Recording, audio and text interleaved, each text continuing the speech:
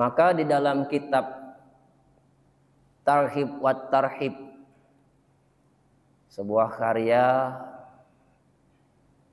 dari Al-Hafiz Zakiyuddin Al-Munziri, bahwa di dalam kitab itu ada kutipan hadis qudsi di mana Allah menerangkan siapa saja orang-orang yang diterima amal sholatnya. Nah, mudah-mudahan kita ini tergolong apa yang disebutkan oleh Allah dalam hadis qudsi ini.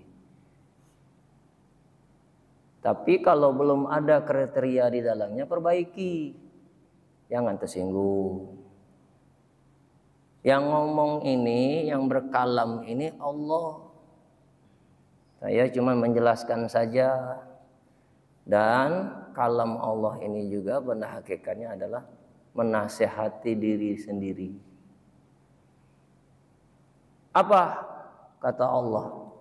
Allah mengatakan dalam hadis itu, mengatakan innama ataqabbalu sholata wa mimman tawaddu'a biha li usmati. Kata Allah berkalam, sesungguhnya aku hanya menerima sholat seorang hamba yang ketika dia menghadap kepadaku mentawadukkan dirinya kepadaku sehingga timbul kehusuan dari ketawaduannya itu. Mentawadukkan diri kita kepada Allah maknanya adalah mengecilkan diri kita sekecil-kecilnya di hadapan Allah dan membesarkan Allah sebesar-besarnya di hadapan kita. Jadi kalau kita berusaha mengecilkan diri kita sekecil-kecilnya di hadapan Allah, membesarkan Allah sebesar-besarnya di hadapan kita, masih adakah kita di dalamnya? Ayo, masih adakah kita di dalamnya? Tidak ada lagi. Hilang kita. Yang ada hanya Allah. Artinya apa? Waktu sholat jangan memikirkan sesuatu selain Allah. Tidak jarang Pak kita sholat, badan di masjid, pikiran di warung. Badan di masjid, pikiran di pekerjaan. Badannya sholat, hatinya tak sholat, melalang buana. Perlu kita ketahui, kita sholat itu sedang menghadap kepada Sang Pencipta yang menciptakan langit dan bumi ini. Kita duduk di depan presiden saja, kita takzim.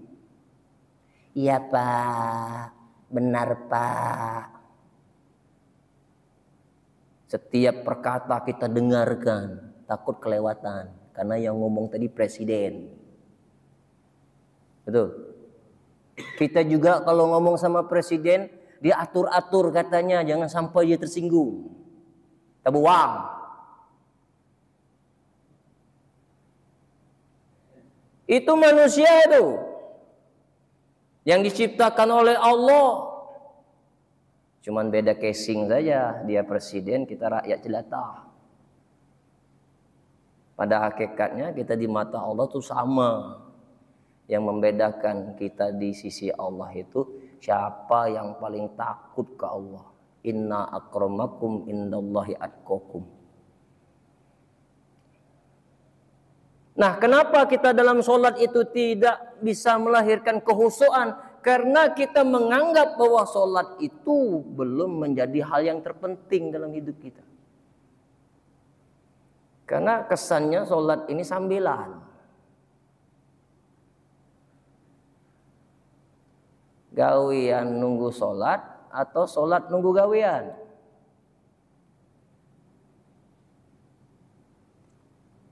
Yang benar yang mana? Sholat nunggu gawian atau gawian nunggu sholat?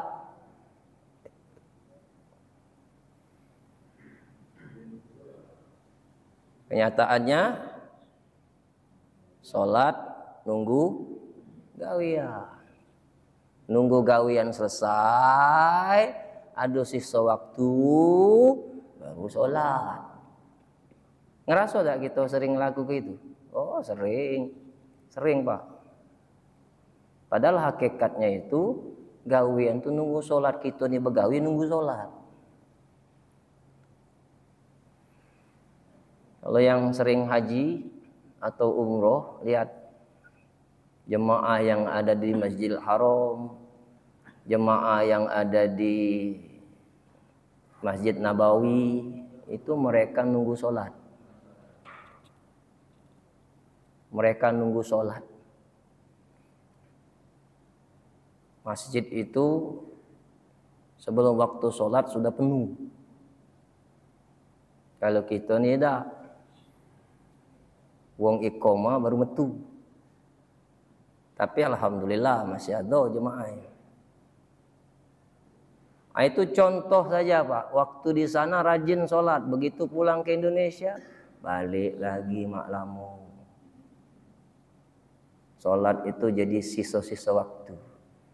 Nah, jangan salah nanti waktu kita sholat, kita tidak jadikan Allah sebagai prioritas kita, hidup kita juga di dunia ini tidak diprioritaskan oleh Allah. Diletakkan ranking yang paling akhir sebagaimana kita meletakkan sholat dengan sisa-sisa waktu kita.